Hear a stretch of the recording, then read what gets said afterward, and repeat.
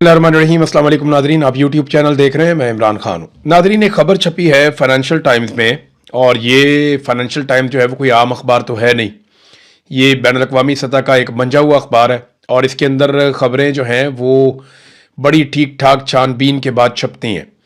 तो एक इन्होंने, क्योंकि दुनिया की सबसे बड़ी स्टोरी है कि इस वक्त ईरान और अमेरिका के बीच में जंगबंदी हो रही है, और स्विट्ज़रलैंड के अंदर इस मुआहदे के ऊपर दस्तखत होने जा रहे हैं।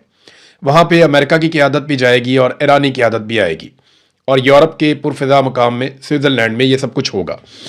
उन्होंने जो स्टोरी की उस पर आसिम मुनीर साहब के जो हमायती हैं वो बहुत भड़क उठे, बहुत गुस्से में।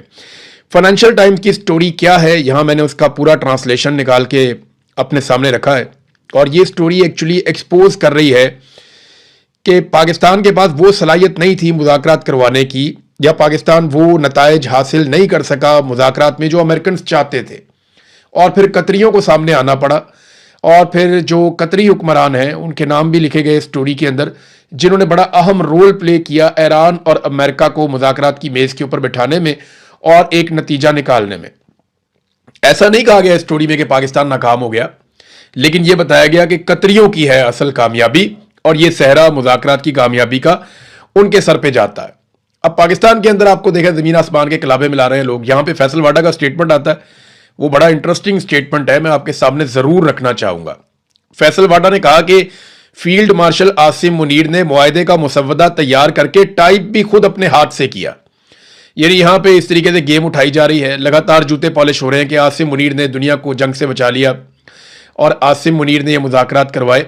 लेकिन फाइनेंशियल टाइम्स की स्टोरी कुछ और कह रही है। अब दुनिया भर के जो जरीदे हैं, अखबारात हैं, वहाँ इसके ऊपर तबसरा किया जा रहा है, और बहुत बड़े बड़े लोग, बड़े तगड़े लोग जो है वो इसके ऊपर अपना मौक़िफ़ भी दे रहे हैं। स्टोरी क्या है पहले आप वो देख लीजिए, आपको समझ आ जाएगी। स्टोरी ये कहती है कि जी अमेरिका और ईरान के दरमियान हतमी मुआहदा कतर ने करवाया है या पाकिस्तान ने करवाया है। इस पे फाइनेंशियल टाइम्स की एक बड़ी स्टोरी है। मुआहदा कैसे तय पाया, ये है जी मेन चीज़। और इसके अंदर उन्होंने पूरी स्टोरी में लिखा कि कितने उतार चढ़ाव आए। कई मरतबा मुआहदा बिल्कुल करीब पहुंच जाता था और फिर एकदम लड़ाई हो जाती थी। शुरू में पाकिस्तान इसके बीच में आया और पाकिस्तान ने एक सालिस के तौर पे काम किया, जबकि कतरी, मिस्री और तुर्की जो है वो पाकिस्तान की मदद कर रहे थे। लेकिन पाकिस्तान मतलूबा नताइज हासिल करने में कामयाब नहीं हो सका। चंद घंटे तो ऐसे भी रहे कि जिसमें कतरी सालिसों को यकीन करने का मौका मिल गया कि शायद अब बहुत मुश्किल होगा, और कई दफ़ा उन्हें ऐसा लगा कि शायद अब मुश्किल टल चुकी है। फिर बहुत सारी स्टोरी के अंदर उतार चढ़ाव बताया गया कि जैसे ही मुज़ाकरात होते थे और चीज़ें करीब आती थीं, वैसे ही दोबारा से अमेरिका या इसराइल फिर से अटैक कर देते थे। कभी ईरान जवाबी अटैक करता था। तो जो सबसे बड़ी रुकावट थी दोनों के बीच में, कोई मुआहदा नहीं हो पा रहा था, वो कतरियों को समझ आई मई के मिड में, क्योंकि यानी मई तक तो पाकिस्तान कोशिश कर रहा था। देखिए, फरवरी में ये जंग शुरू होती है, 28 फरवरी को। मार्च और अप्रैल लगभग जंग के अंदर गुजर जाते हैं। फिर पाकिस्तान के वज़ीर-ए-आज़म को बीच में डाला जाता है कि आप जंगबंदी का कहें ताकि जंगबंदी हो जाए। फिर पाकिस्तान का वज़ीर-ए-आज़म जंगबंदी के लिए कहता है, और अगले चंद दिन पाकिस्तान ने कोशिश भी की, बड़ा जोर लगाया, लेकिन ईरानियों को पाकिस्तानी कायल नहीं कर पाए कि अमेरिकन क्या चाह रहे हैं। अच्छा, इस खबर के अंदर यह बताया गया है कि, या तासुर दिया गया है कि field marshal Asim Munir America की तरफ से मुज़ाकरात कर रहे थे। वो ईरानियों की तरफ से मुज़ाकरात नहीं कर रहे थे, वो अमेरिका की जानिब से वेल ब्रीफ्ड थे। यानी अमेरिकन ने उनको बताया हुआ था कि उन्हें क्या चाहिए ईरानियों से, और वो उसी के लिए कोशिश कर रहे थे। लेकिन मई के वस्त में सूरत-ए-हाल बहुत ज़्यादा ख़राब हो गई। फिर जनाब अमेरिकन ने कतरियों को आगे किया, और कतरियों का इसमें बहुत तजर्बा है। कतरियों ने पूरी दुनिया के अंदर ये तालिबान का अमेरिका का डील वो भी उन्होंने करवाया था। उससे पहले और बहुत सारे जो मीडिएशन के मामला आते हैं दुनिया में, कतरी बहुत अहम और तजर्बाकार है इस काम में। उनके नाम भी हैं, मैं आपको भी बताता हूं। तो प्रॉब्लम यह हो रहा था कि डोनाल्ड ट्रंप को बहुत जल्दी थी मुआहदा करने में। वो ये चाहता था कि फटाफट मुआहदा हो जाए। डोनाल्ड ट्रंप की बेसब्री थी, और वो मुआहदे के अंदर अपने टारगेट रख के बैठा हुआ था कि ये काम होने चाहिए। वो उजलत में मुआहदा करना चाह रहा था। जबकि ईरान के लिए एक और मसला था।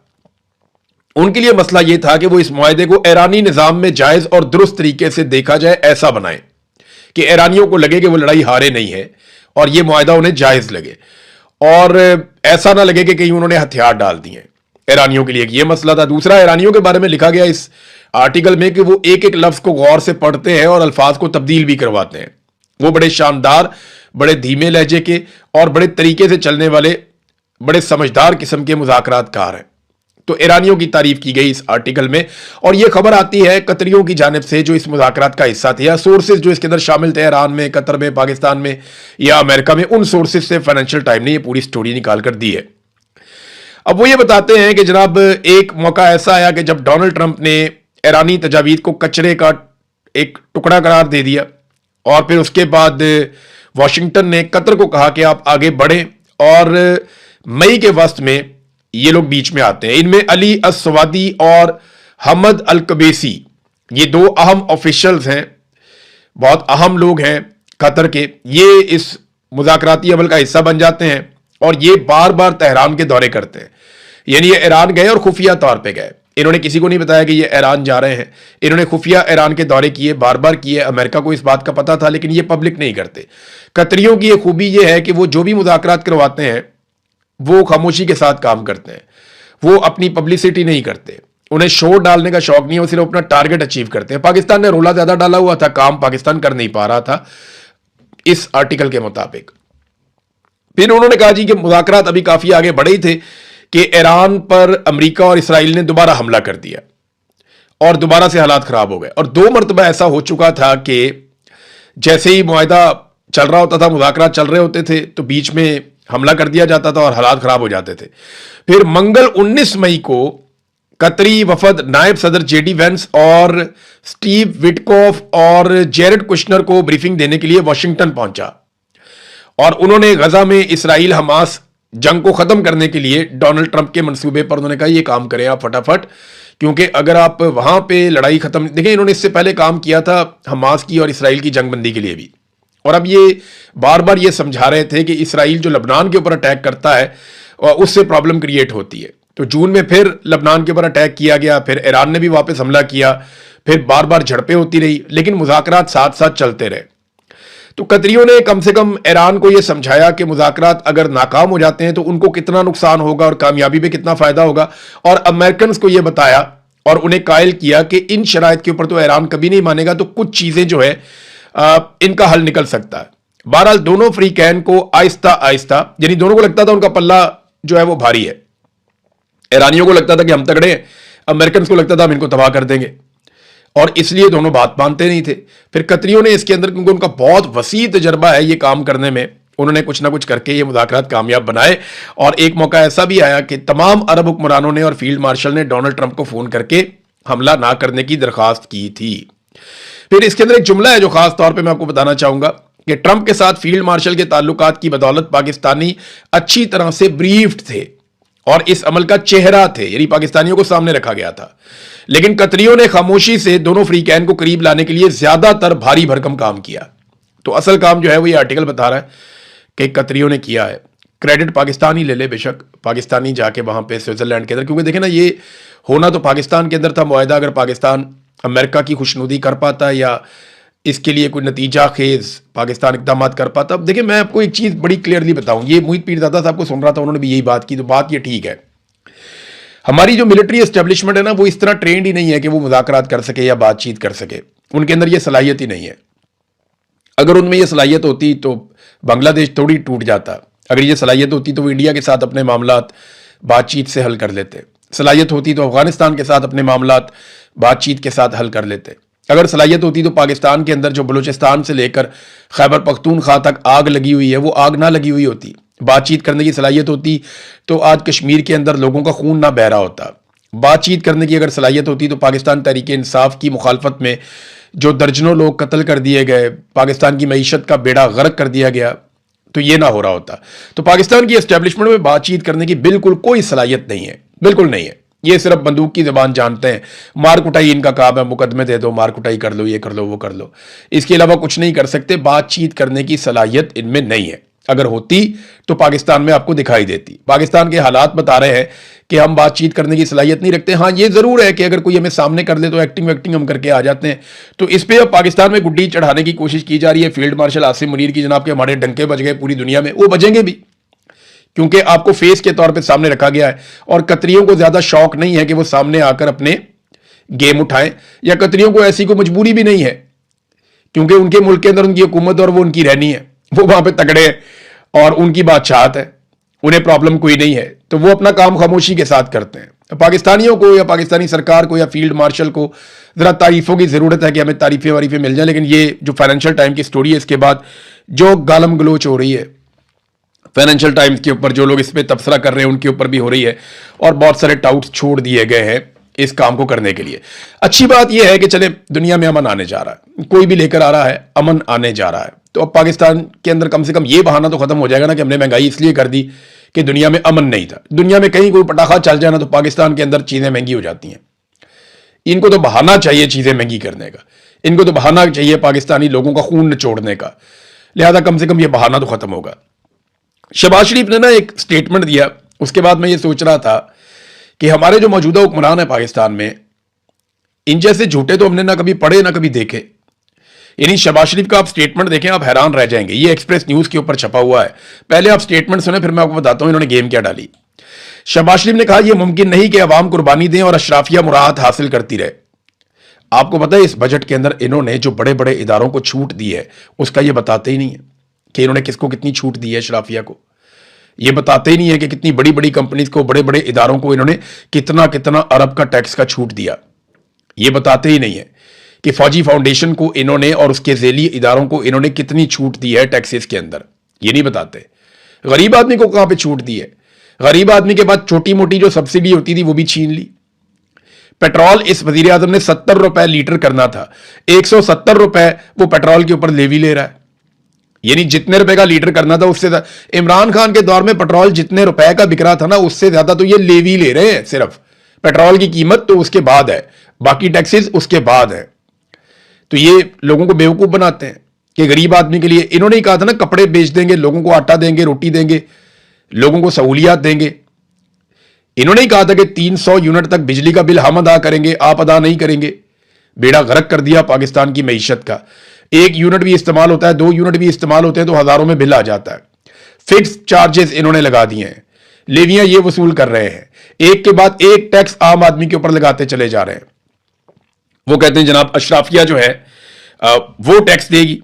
शहबाज शरीफ का बयान कि अशराफिया मुराद हासिल करती रहे और अवाम कुर्बानी दें, ये मुमकिन नहीं है। अवाम के लिए आपने कौन से प्राइवेट जेट लिए हैं? अभी इस साल के बजट में 9 अरब रुपया रख लिया पंजाब हुकूमत ने प्राइवेट जेट के लिए। मुझे बताएं ना ये पैसा किसका है? ये जो आप जहाज लेते हैं, जो आप सैर सपाटे करते हैं, पूरी दुनिया में आप वीवीआईपी बन के घूमते हैं, जो प्रोटोकॉल्स आप ले रहे हैं, जो अपनी तनख्वाहों में आप इजाफा कर रहे हैं, ये सारा कुछ आप क्यों कर रहे हैं? आम आदमी की तनख्वाह कितनी बड़ी है और वुजरा की तनख्वाह कितनी बड़ी है, जरा ये आपको मैं थोड़ी सी एक झलक दिखाता हूं, आपके 14 तबक रोशन हो जाएंगे जो पाकिस्तान के साथ इन्होंने किया है। अब आ जाए जी मरियम नवाज के दौर के अंदर इन्होंने वुजरा की तनख्वाहें कितनी बढ़ाई और आम जो एमपी है उनकी तनख्वाह कितनी बढ़ाई है। तो ये देखें जी 76,000 रुपए से बढ़ाकर 4 लाख रुपए कर दी। यानी जो तनख्वाहों में इजाफा किया गया वो 426% इजाफा किया गया। 1 जनवरी 2025 से नाफिज किया गया, तब तो और भी बढ़ गई। 426% तनख्वाह बढ़ाते हैं एमपीए की और आम पाकिस्तानी की तनख्वाह बढ़ाते हैं 7%। वुजरा की तनख्वाहें कितनी बढ़ाते हैं? 860%। 860%। और आपकी तनख्वाह कितनी बढ़ी है? 7%। एक 860, एक तरफ सिर्फ 7, इतनी तनख्वाह बढ़ाते हैं। स्पीकर पंजाब असेंबली की तनख्वाह इन्होंने बढ़ाई कितनी? 1.25 लाख से बढ़ा के 9,50,000 कर दी। डिप्टी स्पीकर की 1,20,000 से बढ़ा के 7,75,000 कर दी। और बाकी सबकी तनख्वाहों में भी 400% से लेकर 600% तक इजाफा कर दिया। यह इजाफा किया गवर्नमेंट ऑफ पंजाब ने। वफाकी हुकूमत ने भी इसी तरह इजाफा किया। 2025 में वफाकी वुजरा और मुशीरान की तनख्वाहें जो हैं वो 2 लाख रुपए से बढ़ाकर 5,19,000 रुपए तक कर दी गई। लगभग 200% के करीब इन्होंने या 2.5 गुना इन्होंने तनख्वाहें बढ़ा दी। आपकी तनख्वाह कितनी बढ़ती है? 7%। उनकी कितनी बढ़ती है? 250%। कितना फर्क है? तो ये अपनी तनख्वाहें ऐसे बढ़ाते हैं, फिर ये कहते हैं जनाब अशराफिया को हम कुछ नहीं देंगे और गरीबों को हम देंगे सारा कुछ।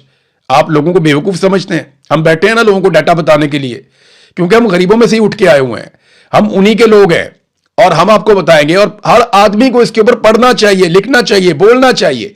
आज सोशल मीडिया का दौर है, आप सारे ये आवाज उठाएं कि एमपीएस की, एमएनएस की, मिनिस्टर्स की, सेनेटर्स की, इनकी तनख्वाहें बढ़ी हैं जब से ये सरकार आई है। 400-400%, 600-600%, 900-900% तक इनकी तनख्वाहें बढ़ी हैं।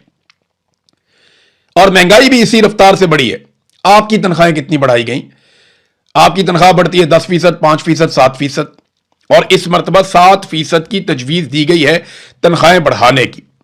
और इसके अलावा जो इनके टीएडीए हैं, आनियां जानियां हैं, इनके जो प्रोटोकॉल्स हैं, इनको जो घर मिलते हैं, इनको जो अलाउंसेस मिलते हैं, वो इसके अलावा है। जो इनकी तनख्वाहें बढ़ी वो बाकी सारी चीजें इसके अलावा है। तो ये शहबाज शरीफ साहब जनाब इतने ढिले मुंह के साथ झूठ बोल देते हैं कि जनाब ये मुमकिन नहीं कि अवाम कुर्बानी दें और अशराफिया मुराद हासिल करती रहे। ये झूठ बोलते हैं। इमरान खान साहब के बारे में नाजरीन दो बड़ी अहम खबरें हैं। उनके दो केसेस हैं जो लगने जा रहे हैं सुप्रीम कोर्ट ऑफ पाकिस्तान में। पहला केस इमरान खान साहब का जो सुप्रीम कोर्ट ऑफ पाकिस्तान में लगेगा वो उनकी बहन की जानिब से है कि शिफा इंटरनेशनल अस्पताल में उन्हें मुंतकिल किया जाए और उनका इलाज उनके जाती मुआलिजीन की मौजूदगी में किया जाए। ये उनकी बहन उज़मा खानम ने ये दरखास्त दी थी। एक तो ये केस है। दूसरा केस इमरान खान साहब का फैमिली और वकला और पार्टी के जो लोग हैं उनसे जो मुलाकातें करवानी है, अदालती हुक्म के बावजूद वो मुलाकातें नहीं हो रही। इस पर भी एक समाअत जो है वो सुप्रीम कोर्ट ऑफ पाकिस्तान में होने जा रही है। ये दोनों केसेस की समाअत कल हो जाएगी। अब देखते हैं कि इसके ऊपर क्या नतीजा निकलता है। लेकिन सुप्रीम कोर्ट ऑफ पाकिस्तान इंसाफ दे सकती है अगर वो चाहे तो, लेकिन नॉर्मली हमने पाकिस्तान में इंसाफ होता हुआ नहीं देखा। नाज़रीन, नवाज शरीफ साहब ने बिलाखिर एक स्टेटमेंट दिया कश्मीर के हवाले से। उन्होंने कहा कश्मीरी अवाम पाकिस्तान से अपना नजरियाती और फिक्री रिश्ता बरकरार रखते हुए पुरअमन रहें, धरनों को खत्म करके बामकसद मुज़ाकरात करें। नवाज शरीफ साहब ने ना किसी मुतालबे पे कोई बात ही नहीं की कि मुतालबात जायज़ हैं नाजायज़ हैं, कश्मीरी क्या मांग रहे हैं, उस पर बात ही नहीं की। भाई इतना बड़ा लीडर है, 3 दफ़ा वज़ीर आज़म रह चुका मुल्क का, अपोजिशन लीडर भी रह चुका है, वज़ीर आला भी रह चुका है, उसकी राय कोई नहीं है। उसने अपनी राय नहीं दी कि कश्मीरी जो मांग रहे हैं वो ठीक है या गलत है। कश्मीरी अपने हकूक के लिए पुरअमन तरीके से एहतजाज कर रहे हैं, वो ठीक है या गलत है वो बात ही नहीं करते। मिलिट्री एस्टेब्लिशमेंट का चमचा बनकर रह गए मियां नवाज शरीफ साहब। ये उनकी हालत हो गई। और अब वो गोलमोल स्टेटमेंट जारी कर रहे हैं कश्मीर के बारे में सिर्फ इसलिए कि आने वाले दिनों में कश्मीर में इलेक्शन है। और मियां साहब की जो दुर्गत बनी है पहले पाकिस्तान के इलेक्शन में कि उन्हें एक किराए की सीट दी गई, वो भी आधी रात को आरओ तब्दील करने के बाद यास्मीन राशिद ने मियां साहब को नाकों चने चबवाए हैं। मियां साहब की नाक रगड़ी है जमीन के ऊपर, यास्मीन राशिद ने तबाह करके रख दिया, बर्बाद कर दिया। लेकिन मियां साहब जाली सीट के ऊपर, चोरी की सीट के ऊपर आकर बैठ गए ढीठों की तरह। और अभी भी मियां साहब वहीं पे बैठे हुए हैं लास्टिक की शलवार पहन के। जो उन्हें मिलिट्री एस्टेब्लिशमेंट कहती है मियां साहब आगे कह देते हैं। अब कश्मीर पे गोलमोल स्टेटमेंट इसलिए दिया क्योंकि कश्मीर में भी आगे इलेक्शन आ रहा है। ख्वाजा आसिफ साहब की नाज़रीन गैरत जागी है। ख्वाजा आसिफ साहब ने एक बात की, उसका जवाब असद कैसर ने दिया। पहले जरा सुने ख्वाजा आसिफ ने बात क्या की। ख्वाजा आसिफ ने कहा कि हम असद कैसर के घर आईएसआई अफसरान की मौजूदगी में बिल्स की नोक पलक दुरुस्त करते थे। ये ऐसा कहा जैसे ये रोज करते थे। लेकिन वहां पे जो असद कैसर है उसने ये कहा कि आईएसआई अफसरान एफएटीएफ बिल पर अपनी इनपुट दे रहे थे। ये हुआ था मेरे घर पे। यानी ख्वाजा आसिफ ये कह रहे हैं कि हमने एक कानून साजी करनी थी और ये एफएटीएफ की कानून साजी थी। हम गए इनके घर पे असद कैसर साहब के, और वहां पे आईएसआई के अफसरान बैठे हुए थे और उनकी मौजूदगी में हम इस पे काम कर रहे थे और वो अपनी इनपुट दे रहे थे। असद कैसर कहते हैं जी बिल्कुल ये तो एफएटीएफ का मामला था और उनकी इनपुट की हमें जरूरत थी। इंस्टीट्यूशनल मेमोरी एक होती है, उनको हमने बुला लिया था, उनसे हमने काम लिया था। देखिए जो ब्रीफिंग है वो मंगाई भी जा सकती है। आप ये कह सकते हैं कि हमें ये चीजों की जरूरत है, आप आकर हमें बताएं। लेकिन फौज की सियासत में मुदाखलत है, इससे इनकार नहीं किया जा सकता। इमरान खान के दौरे हुकूमत में भी थी, गलत थी, नहीं होनी चाहिए थी। लेकिन और इमरान खान साहब को इस बात का इदराक भी हुआ। इमरान खान साहब ने इस बात पे अफसोस का इजहार भी किया कि उन्होंने एस्टेब्लिशमेंट पे जितना भरोसा किया या जितना इमरान खान साहब ने मिलिट्री एस्टेब्लिशमेंट पर इन्हिसार किया अपनी हुकूमत चलाने में, वो उन्हें नहीं करना चाहिए था। इमरान खान साहब ने खुद इस बात के ऊपर एतराफ भी किया। तो इमरान खान साहब ने तो एतराफ कर लिया। जब ख्वाजा आसिफ साहब एतराफ कर रहे हैं, उनका जमीर जाग रहा है कि जनाब वहां आईएसआई वाले बैठे थे, उस टाइम ख्वाजा आसिफ साहब को क्या हुआ था? तब तो आप इनकलाबी होते थे, तब तो मियां साहब इनकलाबी होते थे। बाहर निकलकर बताते ना कि अंदर आईएसआई के अफसर बैठे हुए हैं, वो हमारे से कानून साजी करवा रहे हैं। आज ख्वाजा आसिफ ने यह बात क्यों की? वो इसलिए की कि वो पीटीआई को और अपने आप को एक जैसा आज के दौर में दिखाना चाहते हैं। ख्वाजा साहब दौर बहुत आगे निकल गया है। ख्वाजा साहब कहते हैं मेरा जमीर जाग गया, इसलिए मैं ये बता रहा हूं कि आईएसआई के बंदे वहां बैठे हुए थे जहां पे मैं कानून साजी कर रहा था। तो ख्वाजा साहब गलतियां तो सबसे होती हैं, तो गलतियों को ठीक भी करना चाहिए ना। आज आप बड़े फख्र से कहते हैं जनाब हाइब्रिड सिस्टम, दोगला निजाम चल रहा है, फौज और हम मिलकर सारे काम कर रहे हैं। आज सारे काम में आप कहते हैं आसिम मुनीर बराबर के शरीक हैं। तो उस दौर में अगर आईएसआई के अफसरान आपको बुरे लग रहे थे तो आज आपको क्यों अच्छे लग रहे हैं?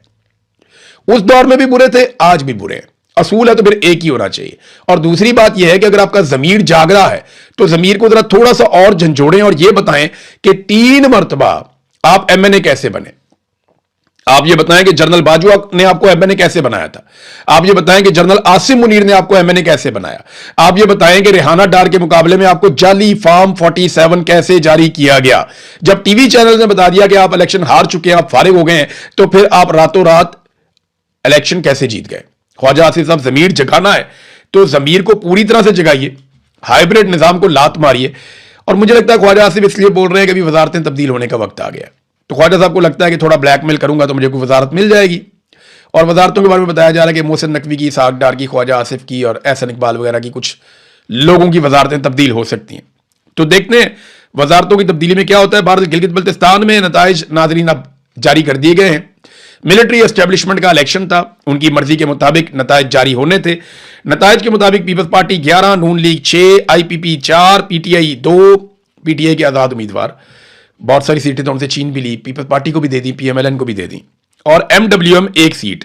तो कुल 24 नशिस्तें, 12-13 नशिस्तें आपको चाहिए, तो 11 तो पीपल्स पार्टी के पास है। अगर वो आईपीपी को अपने साथ मिला लें, पीपल्स पार्टी वाले जो 4 आजाद उम्मीदवार है वो चारों आईपीपी में चले गए। आईपीपी खुद एक भी सीट नहीं जीती और चारों आजाद उम्मीदवार वो पीपल्स पार्टी में चले जाते, उनकी हुकूमत बन रही है, या पीएमएलएन में चले जाते, वो मिलकर हुकूमत बना लेते। लेकिन नहीं, वो आईपीपी के अंदर गए क्योंकि उन्हें वहां का रास्ता दिखाया गया कि उधर चले जाओ, पैसे भी उधर है, वही आपको वजारतें लेकर देंगे। तो जनाब 4 उम्मीदवार चले गए गिलगित बल्तिस्तान के, जो आजाद जीते थे, आईपीपी में चले गए और अब वो पीपल्स पार्टी के साथ मिलकर हुकूमत भी बनाएंगे। नाज़रीन, बजट की बात हो रही थी तो जरा थोड़ा सा मैं आपको और बता दूं बजट के बारे में कि पंजाब हुकूमत का है। पंजाब में सेहत और तालीम का जो बजट है वो 232 अरब रुपयों से मजीद कम कर दिया गया है। सेहत और तालीमी जो तरक्याती बजट है उसका 58% कम कर दिया गया है। ये नाजरीन बजट में वीआईपी जहाज के लिए 9 अरब रुपए होंगे। अब आप अंदाजा करें कि ये हमारी प्रायोरिटीज हैं कि तालीम और सेहत, इन 2 चीजों के बगैर कोई मुल्क आगे नहीं बढ़ सकता। तो तालीम और सेहत पे जो तरक्याती बजट है उसमें कट लगा दिया गया 58% का। पंजाब के अंदर 58% का कट लगा दिया गया। तालीम और हेल्थ, इनके अपने बच्चे बाहर जाएंगे, बाहर पढ़ेंगे, इनके अपना सेहत का सारा मामला पाकिस्तान से बाहर है, अपने अस्पताल पाकिस्तान में बनाए हुए हैं, वहां पे अपनी मर्जी के डॉक्टर रखे हुए हैं और जब दिल करता है इलाज के लिए पूरी दुनिया में जाते हैं। तो आम आदमी का क्या बनेगा? उसका तो बजट काटते जा रहे हैं, काटते जा रहे हैं, जेब भी काट रहे हैं, बजट भी काट रहे हैं, सहूलत भी नहीं दे रहे, पैसा